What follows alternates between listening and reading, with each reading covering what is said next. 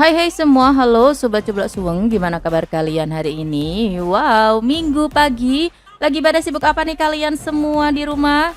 Pastinya lagi pada sibuk untuk menyiapkan weekend kali ini ya. Mau pada kemana nih? Tapi sesibuk apapun kalian menyiapkan waktu untuk quality time bareng keluarga di hari libur, jangan lupa sempatkan waktu dulu yuk untuk scroll HP-nya dan kunjungi channel Coblak Suweng karena akan ada banyak berita kabar terbaru pastinya tentang politik hanya untuk Anda. Jadi, bila kalian baru banget menemukan channel ini, silahkan klik loncengnya untuk subscribe. Subscribe dulu yuk agar kalian tidak ketinggalan informasi terbaru dari kami pastinya hanya untuk Anda. Oke, kali ini Coblak Suweng punya kabar terbaru ya dari Koalisi Perubahan. Yap, betul banget, Partai Nasdem, Demokrat dan juga Partai PKS ya, dimana ketiga partai ini diprediksi akan berpotensi gagal di Pilpres 2024. Nah, ini adalah prediksi dari seorang analis politik yang kemungkinan ada 4 indikasi yang menyebabkan Koalisi Perubahan ini akan gagal di periode pemilu 2024 mendatang. Kok bisa? Kita simak berita selengkapnya.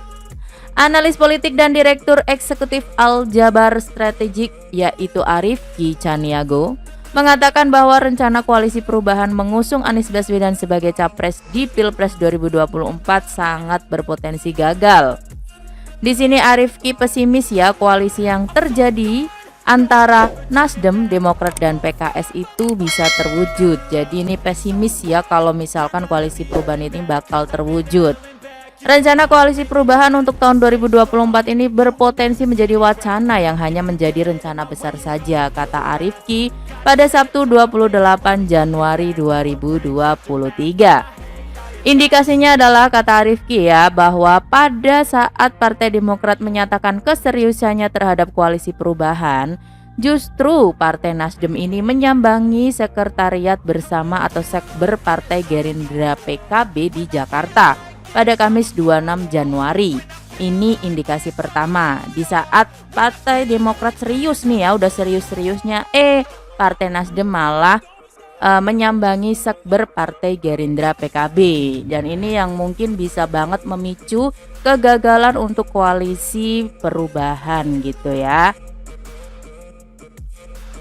Lantas apa ini untuk indikasi kedua? Indikasi keduanya adalah Partai Demokrat sudah mendeklarasikan dukungannya terhadap Anies Baswedan untuk maju sebagai bakal calon presiden. Lah, apa hubungannya nih? Nah, di sini nih ternyata PKS ini tampak gamang dan tidak tegas karena saat ini belum mendeklarasikan dukungannya terhadap Anies Capres 2024. Koalisi Perubahan ini sepertinya memang layu sebelum berkembang. Dulu Nasdem yang menunggu kepastian Demokrat dan PKS untuk mendukung Anies Baswedan. Tetapi saat ini sepertinya Demokrat yang menunggu keseriusan Nasdem untuk melanjutkan koalisi, ujar Arifki. Nah, di sini udah terlanjur duluan mendeklarasikan Anies Baswedan sebagai bakal capres dari Partai Nasdem, dan tampaknya PKS ini masih gamang, masih belum tegas ya untuk serius mendukung Anies Baswedan. Inilah yang memicu indikasi kedua ya, memicu kegagalan untuk bersatunya Koalisi Perubahan. Nah, lantas apa nih indikasi ketiga? Indikasi ketiga menurut Arifki itu adalah dari narasi berbeda yang dimainkan oleh Partai Nasdem dan Partai Demokrat, memperlihatkan Koalisi Perubahan ini memiliki jalan sendiri-sendiri. Demokrat ingin duduk bersama, sedangkan Nasdem ingin kembali pulang, kata Arifki. Jadi terlihat semakin kesini seperti semakin tidak ada satu frekuensi atau tidak ada satu hati bersama berjalan untuk maju ke depan di Pilpres 2024 ya. Demokrat dan Nasdem sudah tidak satu frekuensi, sementara PKS-nya masih gamang, masih belum tegas untuk mendukung Anies Baswedan sepenuhnya. Dan inilah yang membuat kemungkinan Koalisi Perubahan ini layu sebelum berkembang, itu menurut Arifki. Lantas apa nih indikasi keempat? Nah, indikasi keempat bahwa koalisi perubahan ini berpotensi hanya menjadi wacana itu ketika ada pertemuan antara Presiden Jokowi dengan Ketum Partai Nasdem Surya Paloh di Istana Kepresidenan pada Kamis 26 Januari 2023 di Jakarta kemarin ya.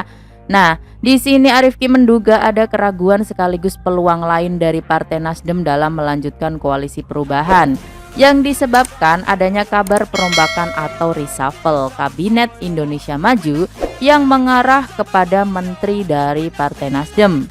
Karena partai itu telah mendeklarasikan Anies Baswedan sebagai Capres 2024.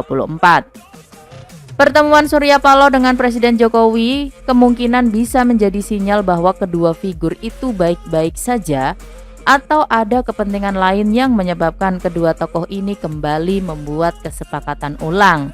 Bisa saja kan, Nasdem bakal kembali menjadi bagian penting pemerintahan Jokowi dengan jaminan dipertahankannya menteri-menterinya di kabinet. Dan pastinya syarat lainnya adalah Partai Nasdem harus mendukung capres yang didukung oleh Jokowi di 2024 mendatang.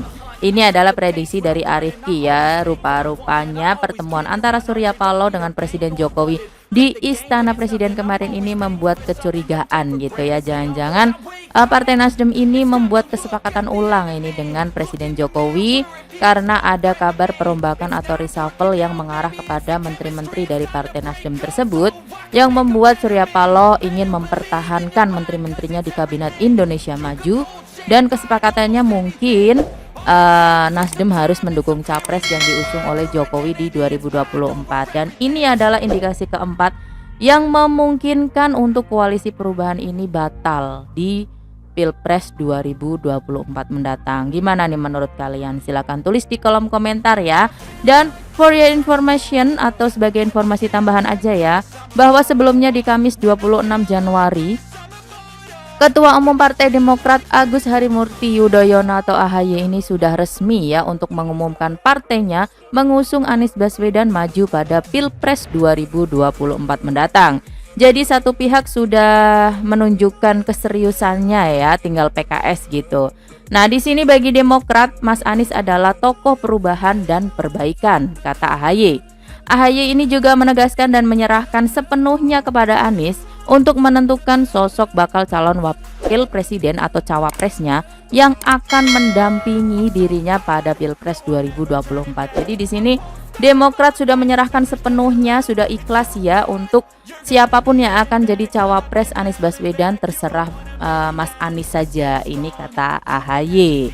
Nah, di sisi lain pada Jumat 2023 ya tanggal 27 Januari kemarin, Wakil Ketua Majelis Syuro PKS yaitu Sohibul Iman ini mengapresiasi langkah Partai Demokrat atas sikap politiknya.